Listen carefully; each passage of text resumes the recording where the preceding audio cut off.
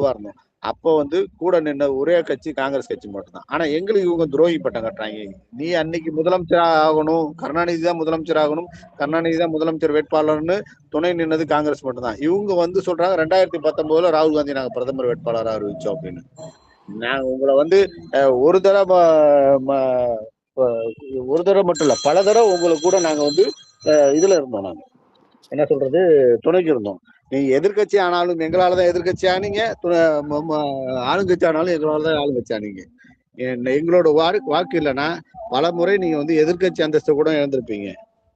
2-3 தடவை வந்து காங்கிரஸ் ஆளுங்கட்சி ஆக வேண்டிய வாய்ப்பை இழந்திருப்பீங்க. இதுதான் வரலாறு.